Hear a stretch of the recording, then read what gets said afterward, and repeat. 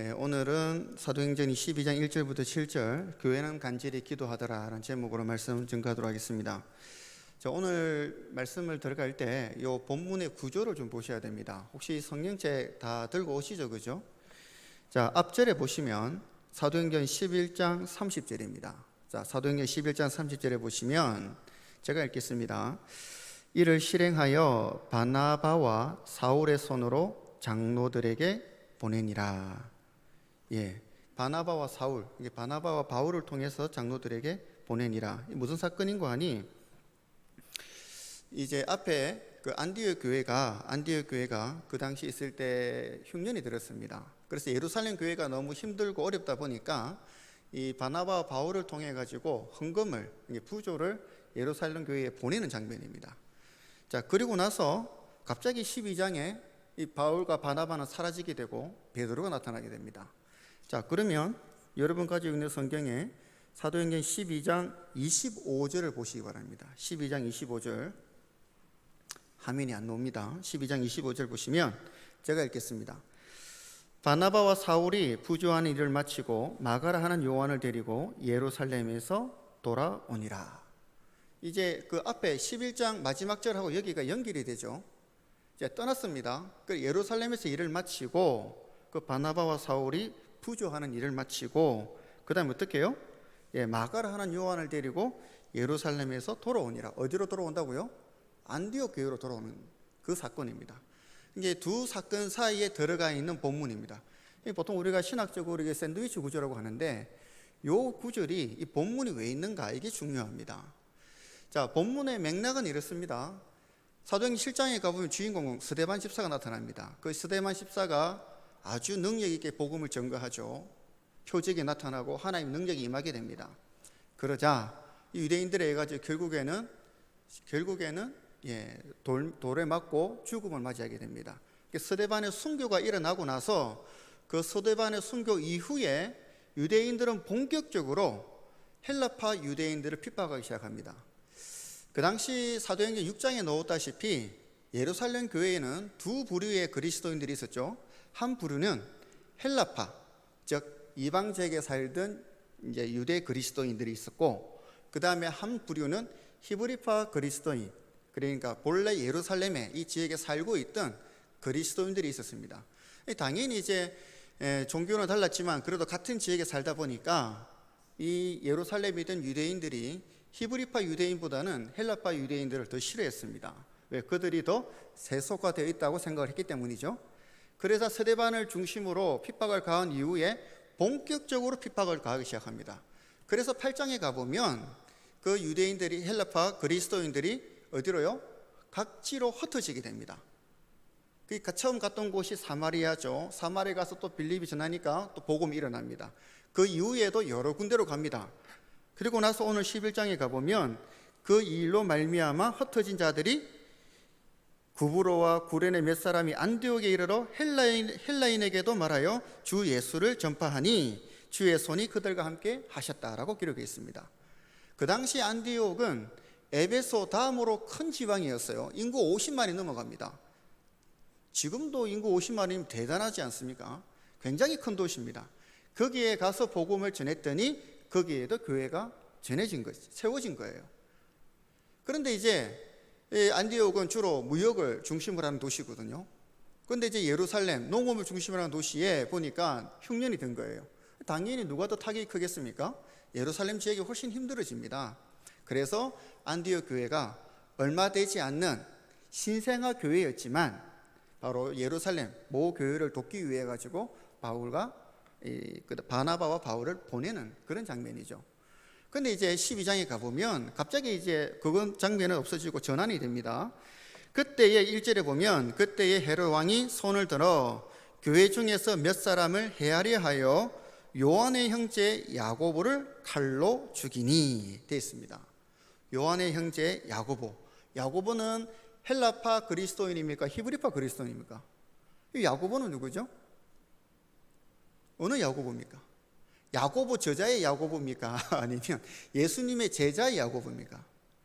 여기 야고보는 예수님의 제자의 야고보입니다. 예수님의 12제자 가운데서 핵심 그룹 3명이 있었죠. 어디를 가든지 이 세 명을 데리고 다녔습니다. 누굽니까? 베드로와 야고보와 요한. 그 야고보입니다. 예수님이 갈릴리 사에 갈 때 제일 먼저 예수님이 찾아왔던 그 제자는 바로 야고보였습니다. 이 야고보의 동생이 그 유명한 예수님이 가장 사랑했던 요한입니다. 자, 이 세 명이 핵심 그룹인데 갑자기 그때에 치리하던 왕이 누구냐 하면 분봉왕 요 헤롯인데, 성경에 나와 있는 헤롯은 조심하셔야 됩니다. 똑같이 그냥 헤롯으로 되어 있는데 여기에 헤롯은 헤롯 대왕이 아니고, 예수님이 어릴 때 아기를 죽였던 헤롯 대왕이 아니고 그 헤롯 대왕의 손자가 되는 헤롯 아그리파 1세입니다. 헤롯 아그리파 1세.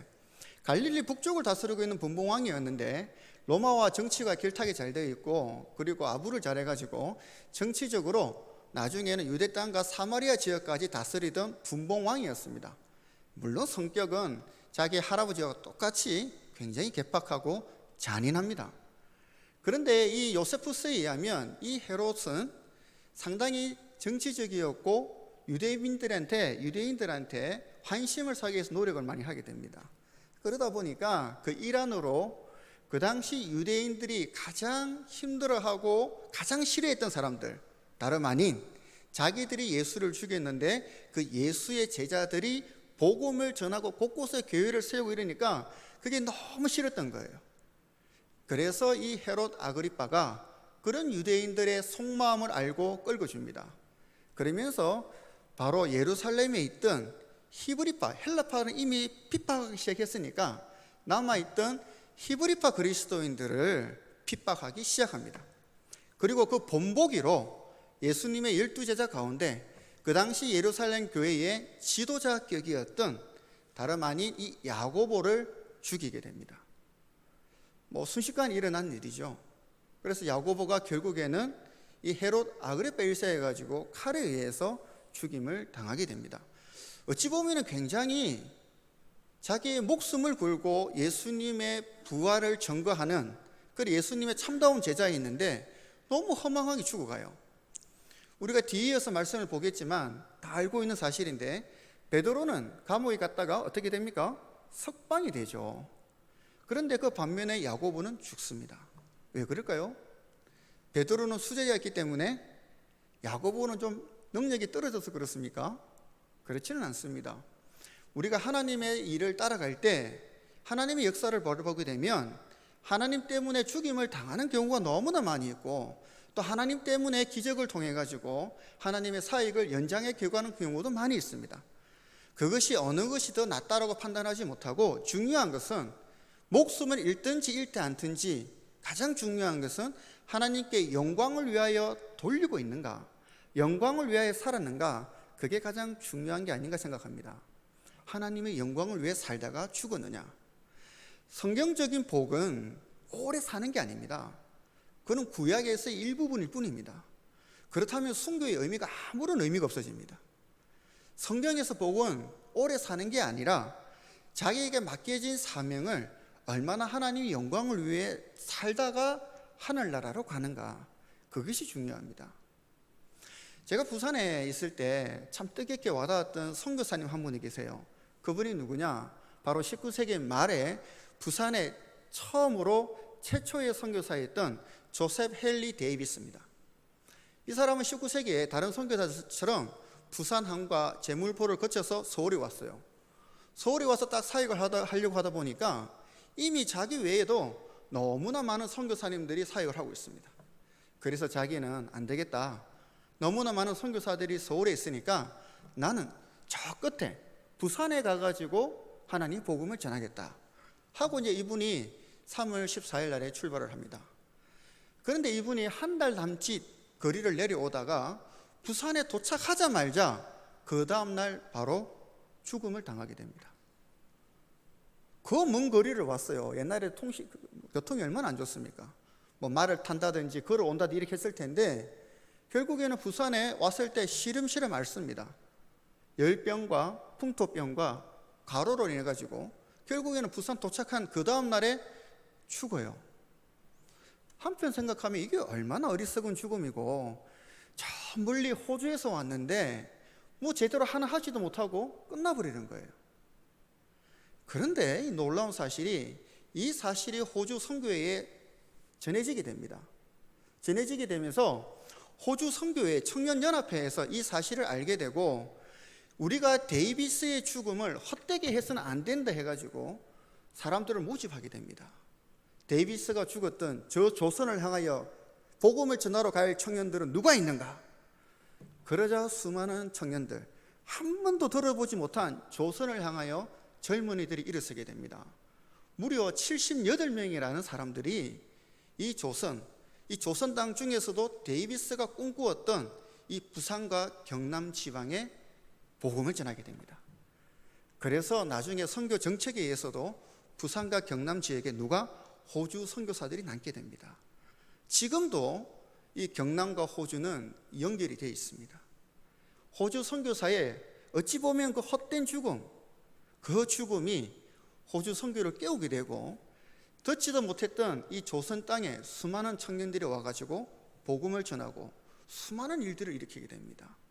그 한 사람의 죽음으로 말이죠. 그래서 우리가 인간의 눈으로 하나님의 섭리를 판단할 수는 없습니다.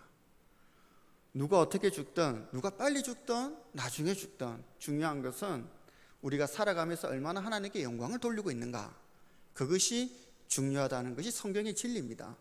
그 야고보의 죽음이, 어찌 보면 야고보의 죽음 때문에 예루살렘 교회는 하나로 뭉치게 됩니다. 예루살렘 교회인이라 해가지고 모든 사람이 다 담대했을까요? 저는 그렇지 않다고 생각합니다. 우리가 똑같은 인간들이에요. 핍박을 가하니까 두려웠을 거예요. 그런데 자기의 지도자 야고보가 죽습니다. 그래서 사람들이 그 죽음을 통해 가지고 뭉치게 돼요. 그리고 뭐죠? 뭉치게 되니까 하나님께 기도하게 되겠죠. 그것이 결국에는 누구에게? 베드로가 투옥이 됐을 때 연결이 됩니다. 자, 이 헤롯 아그리파 1세가 보면, 자, 우리 한번 3절을 한번 보겠습니다. 3절을 한번 첫 구절 한번 읽어볼게요. 3절 시작. 유대인들이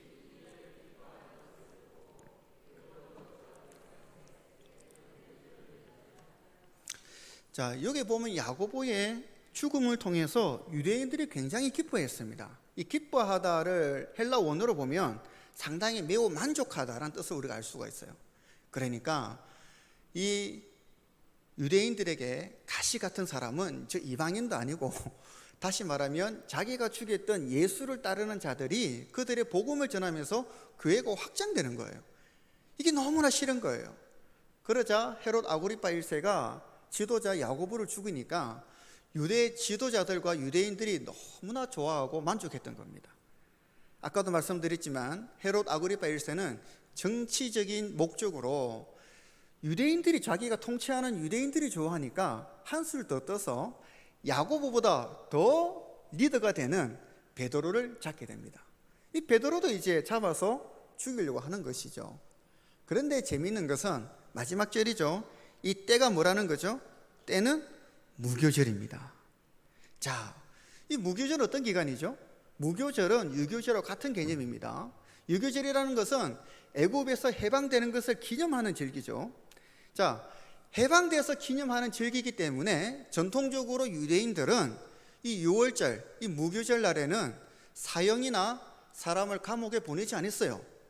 오히려 우리가 예수와 바라바 사건을 알다시피 한 사람을 6월절의 의미를 따라서 풀어줬습니다.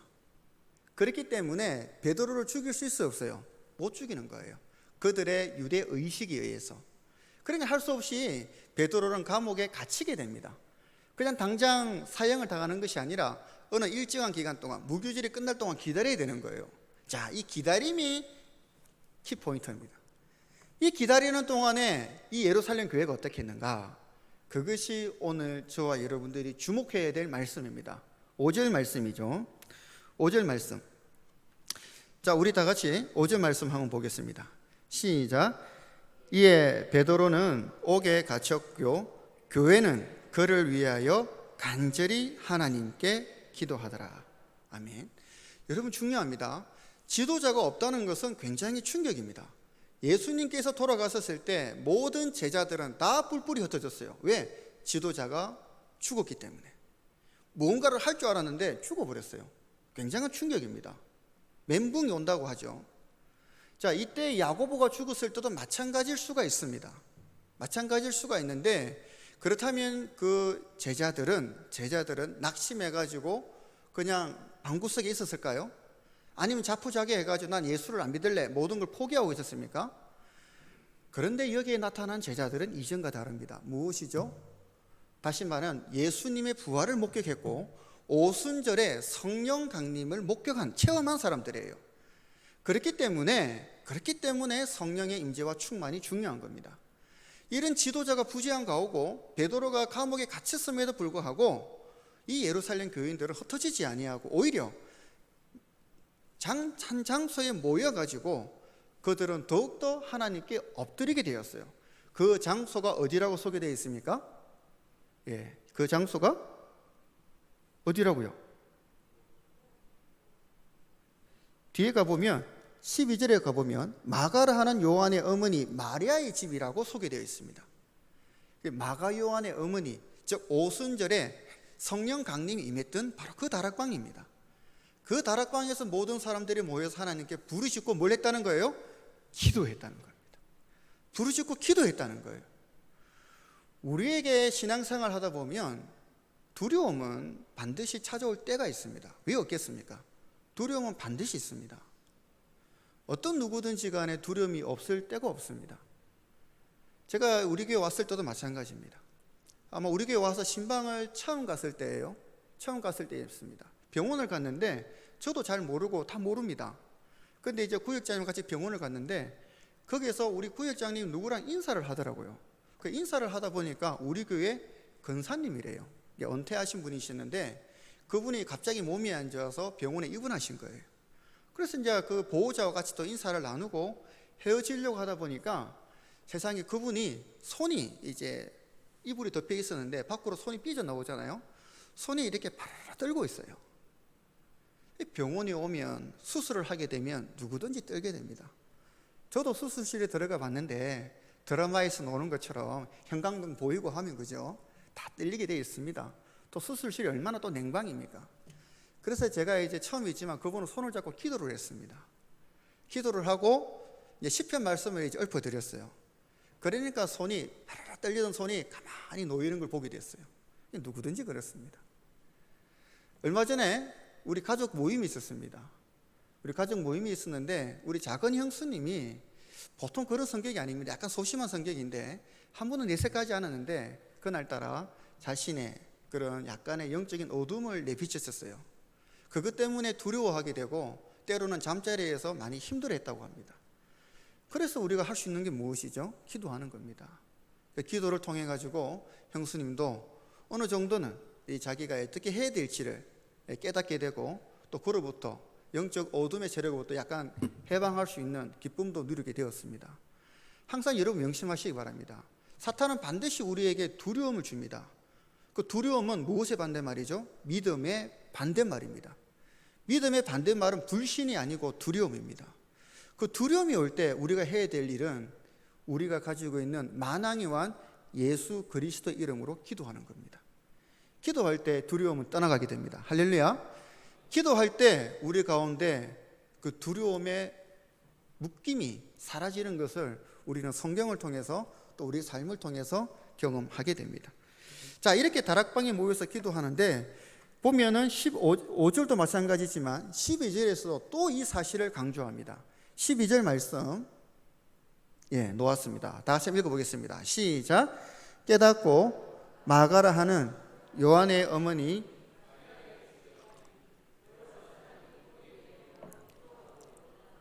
아멘. 그렇습니다. 이 예루살렘 교회가 이 어려움을 극복할 수 있던 것은 다름 아닌 기도였습니다. 어디 있어요? 교회에 있어요. 교회에 있어요. 그래서 예수님도 교회에 대한 다른 어떤 말씀도 하지 않았지만 교회는 이사야에 나오는 것처럼 만민이 기도하는 집이다라고 말씀하셨어요. 여러분, 오늘날 아무리 교회가 대내외적으로 핍박을 당하고 또 우리가 부도덕으로 말미암아 많은 고난을 당할지라도 명심해야 될 것은 교회는 기도하는 곳입니다. 기도가 끊어지면 교회의 생명은 사라지게 됩니다. 사라지게 됩니다. 분명한 사실입니다. 성경적으로 역사적으로 교회사적으로 교회가 기도가 멈추어질 때 교회는 힘이 없어지고 교회는 사라지게 됩니다. 항상 여러분들 이 교회에서 우리가 해야 될 일은 언제나 함께 모여서 기도하는 겁니다. 혼자도 중요하죠. 그러나 더불어 기도하는 것이 얼마나 중요한가를 우리는 바라보게 됩니다. 오늘날 어떻습니까? 오늘날 많은 하나님의 교회들이 악한 영들에 의해서 많이 힘들어하고 있습니다. 우리나라뿐만 아니라 전 세계가 그렇습니다. 미국도 그렇습니다. 미국이 지금 이렇게 정치적으로 많이 흔들리는 건 다름 아닌 제 의견이 아니라 미국에 있는 유명한 지도자들에 의하면 미국의 복음의 능력이 자꾸 훼손돼서 그렇습니다. 세속화돼서 그래요. 교회는 기도의 능력을 살려야 됩니다. 교회가 곧 기도하는 곳이고 그 기도할 때 우리와 함께 하고 있는 성도들이 문제가 풀리게 되고 그리고 이 세상의 문제도 풀리리라고 믿습니다. 반드시 여러분들이 이 수요 기도의 자리에 또는 새벽 기도의 자리에 또는 335로 모이는 자리에서 하나님께 부르짖고 기도하는 하나님의 본질을 찾아가는 그 교회의 본질을 회복하는 저와 여러분이 되기를 주님의 이름으로 축원합니다. 지금 바깥 나라도 그렇죠. 우리 바로 이웃에 있는 북한도 그렇습니다. 지금 얼마나 힘이 됩니까? 그리고 그 옆에 있는 중국과 인도는 또 어떻습니까? 혹자들은 말하죠. 지금 중국이 저렇게 어려움을 겪는 이유가 그 많은 교회를 핍박했기 때문에 그렇지 않는가, 그런 이야기도 합니다. 제가 감히 많이 설명드리지는 못하지만 많은 분들이 실제적으로 그렇게 이야기를 하고 계십니다. 지금 중국에서 교회는 매우 힘이 듭니다. 많은 선교사님들이 쫓겨나갔죠. 인도에서도 그렇습니다. 제 친구도 인도에 선교를 하고 있는데 쫓겨나왔습니다. 가족이 다 쫓겨나왔어요. 할 수가 없습니다. 인도 모디 총리가 국교로, 지금 여러분 알아야 될 게 뭐냐면 인도는 국교가 힌두교가 아닙니다. 지금 그 모디 총리가 하고자 하는 일이 국교를 힌두교로 하면서 타 종교를 추방하려고 하는 겁니다. 그래서 선교사들 가족들이 다 나왔습니다. 여기 와서 보니까 그 인도에 고달프고 인도의 고난이 생각이 되어서 그 친구는 다시 자기 혼자 인도로 들어갔습니다. 그 정도로 힘들어하는 곳이 지금 우리가 이웃하고 있는 세계의 선교지입니다. 그래서 우리가 여기 와가지고 그들을 위해서 기도하지 아니하면 누가 그들을 위해서 기도하겠습니까? 누가 중국에 있는 교회를 위해서, 누가 인도에 있는 교회를 위해서, 누가 북한에 있는 교회를 위해서 기도하겠습니까? 우리가 안 하면 할 데가 없습니다. 놀라운 사실은요, 많은 북한 사역자들이 증거하고 있지 않습니까? 북한의 지하교회에 있는 성도들이 이 남한의 교회를 위해서 기도하고 있습니다. 이 세속화 때문에. 서로 기도하셔야 됩니다. 북한의 기독교 사정은 굉장히 힘이 듭니다. 언젠가 한 말씀 드릴 기회가 있다면 말씀드릴 텐데, 제가 중국에서 북한 사역자를 만났는데 그 북한 사역의 고난과 고통, 이를 말할 수가 없습니다. 그들은 목숨을 내놓고, 지금 이 사도행전에 나오는 그 교인들처럼 목숨을 내놓고 그들은 예배를 드리고 있어요. 그래서 그들을 도울 자가 필요한데 하나님은 가장 가까이 이웃, 바로 우리를 통해서 그들을 위해 중보기도하기를 간절히 원하고 있습니다. 또 우리나라 내적으로도 마찬가지죠. 코로나19도 마찬가지고 홍수를 통해서도 많은 사람들이 어려움에 있습니다. 위해서 기도해야 됩니다. 뿐만 아니라 정치적으로도 바로 포괄적 차별금지법에 의해 가지고 지금 굉장히 심각한 영적 싸움이 있습니다. 수많은 사람들이 이를 위해서 기도하고 있고, 저도 미약하나마 새벽을 통해서 하나님께 부르짖고 있습니다. 간과할 문제 전혀 아닙니다, 여러분. 이 포괄적 차별금지법이 결국에는 또 다른 단계로 반드시 나아갈 겁니다. 여기서 그리스도인들이 기도로 막아야 됩니다. 기도로 이 악의 무리를, 사탄이 뒤에서 웃고 있어요. 이것을 막아야 됩니다. 누가? 바로 교회에서 기도하는 자들이 막을 수 있습니다. 다른 사람들은 막지 못합니다. 정치적으로 얼마나 지금 위험하고 어려운 순간이 있습니까? 우리 교회도 여러분도 경험 있지 않습니까? 저도 많이 들었는데, 우리 교회에서 중국 어류 선교 갔을 때, 어류 선교팀이 공안에 잡혔을 때, 우리 남산교회에서 새벽이나 저녁으로 기도하며 하나님께 부르짖지 않았습니까? 또 나중에 또 우리가 이스라엘 선교지 갔을 때도 마찬가지였고요. 그 모든 일이 그냥 이루어진 게 아닙니다. 여러분들의 부르짖음과 기도가 있었기 때문에 그때의 사건이 풀어지고 그때의 사건이 무마되고 모든 사람이 안전하게 아무도 다치지 않고 돌아오게 되었던 것이죠. 이런 기도의 체험들을 잊어버리면 안 됩니다. 반드시 오늘 저와 여러분들 함께 하셔야 됩니다. 함께. 우리가 흔히 얘기 드립니다. 성경에 나오는 삼겹줄의 기도를 하라. 말 한 마리가 끌 수 있는 무게가 2톤이라고 합니다. 그러면 말 2마리가 끌 수 있는 무게는 얼마나 될까요? 그건 당연하게 우리가 더하기를 하면 4톤이 되겠죠. 그렇지 않습니다. 말 한 마리는 2톤을 끌 수가 있는데 말 2마리는 무려 23톤을 끌 수 있다고 합니다. 이것이 합심하는 그 힘의 능력을 보여주는 것입니다. 우리 모두가 합심할 때, 우리 모두가 한 사람 두 사람이 합심해서 기도할 때 그 가운데 하나님의 임재가 나타나게 되고 하나님의 놀라운 능력이 나타나게 될 것입니다. 그래서 예수님도 말씀하시지 않습니까? 진실로 다시 너희에게 이르노니 너희 중에 두 사람이 땅에서 합심하여 무엇이든지 구하면 하늘에 계신 내 아버지께서 그들을 위하여 이루게 하시리라. 두세 사람이 내 이름으로 모인 곳에는 나도 그들 중에 있느니라. 아멘. 누군가가 얘기했죠. 그리스도인이 할 수 없는 게 두 가지가 있다고요. 하나가 뭐죠? 하나가 바로 결혼이고 하나가 그리스도인 자체라고 그러는 겁니다. 그리스도인은 반드시 나와 너와의 만남을 통해서 있는 곳입니다. 그래서 우리가 이 자리에 모인다면 다름 아닌 기도를 통해서 하늘의 뜻이 땅에 이루어지도록 해야 됩니다. 그것이 우리의 본분이고 우리의 역할입니다. 여러분, 이 코로나 시대에 이렇게 모였습니다. 마스크도 쓰고 있어요. 그러나 하나님께서 모든 것을 다 알고 계실 것입니다. 마스크를 통해서도 우리가 마스크를 벗고 예전처럼 할 수는 없지만은 그래도 이 상황 가운데서 이 상황 안에서 우리가 할 수 있는 기도의 능력을 나타낼 수 있을 줄 믿습니다. 그렇기 때문에 하나님은 저와 여러분들 이 자리에 모아주셨어요. 우리가 이 자리를 통해서 살아계신 하나님의 임재와 능력을 경험하고 우리가 그 기도를 통해 해외에 있는 선교사님들과 또 해외에 있는 여러 가지 문제들과 또 국내적으로 여러 가지 정치적이고 어려운 문제들, 또 우리 교회 내적으로 한우들과 경제적으로 어려운 분들과 믿음으로 속상해하는 분들과 여러 가지 문제들이 풀리리라고 믿습니다. 중요한 것은 말씀드렸지만 오래 살고 덜 살고가 중요한 것이 아니라 우리 어떤 상황 가운데서도 믿음으로 우리의 자리를 지키고 나가는 것입니다. 그 믿음으로 자리를 마지막 자리를 뚫고 나간다면 바로 그것이 하나님의 영광이요 하나님의 뜻이 충만하리라 믿습니다. 우리가 6.25 때도 마찬가지죠. 우리나라는 사실 이것을 많이 경험했습니다.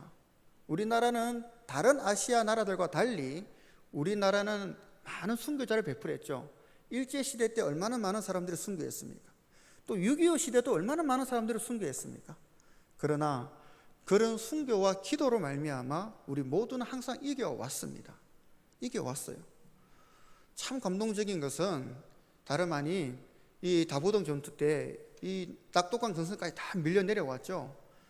그 유명한 다부동 전투 아닙니까? 이것만 무너지면 그냥 이제 우리나라는 다 공산화가 되는 그런 절체절명의 위기였죠. 그때 할 수 있는 유일한 게 무엇죠? 그때 이제 개호 유엔이 구성이 되고 우리나라로 파견이 됩니다. 그때 할 수 있는 것은 유일하게 바로 폭격기가 공중에 떠가지고 낙동강에 있는 적들을 포탄을 떨어뜨리는 것이었습니다. 그런데 역사적으로 그 당시 기록을 보면 날씨가 너무 좋지 않아가지고 도대체 포탄을 떨어뜨릴 수 없었다고 하죠. 이때 이승만 대통령이 부산에 있는 모든 목회자들과 그리스도인들에게 기도를 부탁합니다. 그래서 초랑교회와 부산진교회에서 또는 해운대 백사장에 모여가지고 기도하기 시작합니다. 물론 처음에는 초랑교회에서 목회자들이 모여가지고 회개 기도를 하기 시작하고 부산진교회에 모여가지고 구국기도회를 시작하게 됩니다. 그 기도가 뜨거워져가지고 해운대까지 퍼지게 됩니다. 결국에는 하나님께서 그 기도에 응답하셔서 날씨가 정말 거짓말같이 구름이 물러가게 하시고 그 임무를 수행하게 합니다. 그리고 여러분도 알다시피 조금 있다가 인천 상륙작전에 성공하게 되고 곧 이어서 서울을 탈환하게 되죠. 이 모든 일들 가운데 그냥 우연히 이루어지는 건 하나도 없었습니다. 그 부산에서 절규하며 울었던 그 눈물로 말미암아 그 기도로 말미암아 나라가 구원을 받게 되고 지금 저와 여러분이 이렇게 하나님의 나라의 평강을 누리고 있는 것입니다. 지금도 부산 그 초랑교회와 부산 진교회 가보면 그 장로님들이 그 사실을 너무나 자랑스럽게 생각하고 있고 바로 그때의 영광이 이 자리였습니다라고 소개를 하고 있어요. 다른 걸 소개하지 않습니다. 바로 이 자리에서 기도해가지고 이 대한민국이 이렇게 지금 이렇게 살고 있지 않느냐고. 그래서 교회는 기도해야 된다라는 결론을 얻게 됩니다. 너무나 감동적이지 않습니까? 이걸 모르는 사람들은 모든 것이 우연인 줄 알지만 늘 말씀드리다시피 진리를 아는 자들은 그 진리를 따라가야 됩니다. 진리를 아는 자가 침묵하면 그것은 죄가 됩니다. 그래서 우리가 이 모든 사실을 아는, 이 진리를 아는 우리들은 이 자리를 찾아오게 되고 이 자리에 있는 목적은 다름 아니라 오늘 본문의 말씀처럼 교회는 간절히 기도하더라. 이 말씀이 대구 남산교회에 임하게 되기를 주님의 이름으로 축원합니다. 자, 우리 같이 13장 2, 3절을 한번 마지막으로 보도록 하겠습니다. 사도행전 13장 2절 3절입니다. 우리 다 같이 읽겠습니다. 시작. 주를 섬겨 금식할 때에 성령이 이르시되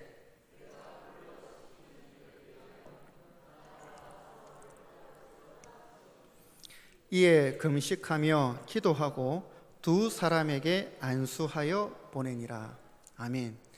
자, 아까 예루살렘 성도들이 마가의 다락방에 모여서 기도할 때 바나바와 바울이 있었다고 했어요? 없었다고 했어요? 그 자리에 있었습니다. 그래서 이들이 결국엔 어디로 갑니까? 그 사건이 떠난 이후에 안디옥 교회로 돌아갑니다. 자, 안디옥 교회는 이제 일어나는 개척교회와 같은 그런 교회였어요. 그런데 그 교회가 13장부터 변화되기 시작합니다. 13장에서 어떤 일이 일어나느냐? 바나바와 바울을 택해가지고 선교를 보내게 돼요. 근데 그냥 보내지 않습니다. 뭘 하고 보내죠? 뭘 하고 보내요? 방금 읽었던 거예요. 금식하며 기도하더라는 거예요. 누가? 두 사람뿐만 아니라 모든 안디옥 교회 성도님들이 그렇다는 거예요. 이걸 어디서 배웠어요? 예루살렘 교회에서 배운 겁니다. 바나바와 바울이 그전까지만 해도 바울은 다소에 처박혀 있었어요. 그걸 바나바가 가가지고 끌어줍니다. 그리고 와서 심부름으로 예루살렘에 온 거예요. 거기서 바나바와 바울은 이 환난과 고통 가운데 교회가 어떠해야 된다는 것을 바라보게 됩니다. 그 수많은 사람들이 모여서 자기의 목숨이 어찌 될지도 모르는 그런 경각 가운데서도 하나님께 부르짖고 기도하는 것을 바나바와 바울은 참여를 했고 그것을 경험하게 되었고 자기들이 안디옥 교회로 가가지고 그 믿음의 모습을 그대로 전수하게 됩니다. 바로 그곳에 다시 한번 안디옥 교회가 뜨겁게 부흥하게 되고 금식하며 기도하며 하나님께 부르짖게 됩니다. 그를 통해서 바나바와 바울을 파송하게 돼요. 11장에 가보면 바나바와 바울을 예루살렘 교회에 보낼 때는 금식기도 아무런 말이 없습니다. 그러나 13장에 이르러서 바나바와 바울이 그 교회가 안디옥 교회가 뜨겁게 기도하고 둘을 파송하는 모습을 보게 됩니다. 마찬가지입니다. 우리 모두가 참 코로나 전염병은 해서는 안 될 일이지만 우리 모두가 뜨거운 기도의 전념은 우리 모두가 본받아야 됩니다. 이 안디옥 교회, 이 예루살렘 교회 언제든지 우리 교회도 계속해서 이와 같은 초대교회처럼 초대교회는 다른 걸 닮아가는 게 아니라 이런 뜨거운 기도의 열정, 예배의 열정을 닮아가며 하나님의 뜻을 이루어 나가는 이 코로나19로 말미암아 이 고난 가운데서도 하늘의 뜻을 펼쳐나가며 다음 세대를 열어나가는 우리 대구 남산교회가 되기를 주님의 이름으로 축원합니다. 아멘. 기도드리겠습니다. 하늘에 계신 아버지 하나님, 오늘 이렇게 수요일에 주님의 사랑하는 자녀들을 불러 모아주시고 대구 남산교회 수요 기도에 모이게 해주시니 감사를 드립니다.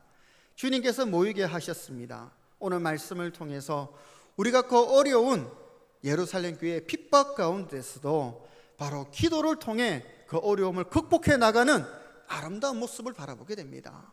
우리도 초대교회를 닮아가기를 원합니다. 초대교회처럼 뜨거워지기를 원합니다. 지금 우리가 코로나 때문에 바로 이 초대교회처럼 여러 가지 핍박과 어려움이 있지만은 이 어려움 가운데 짓눌리는 것이 아니라 더욱더 기도로 하나님께 나아가고 하나님께 부르짖으며 하나님의 통치하심을 다시 한번 이룰 수 있는 대구 남산교회가 되도록 인도하여 주시옵소서. 이 자리에 성령님께서 함께 할 줄 믿습니다. 성령님 이 자리에 오시옵소서. 한 사람 한 사람에게 임하여 주시고 기도의 영으로 주장하여 주시옵소서. 예수님의 이름으로 기도드립니다. 아멘.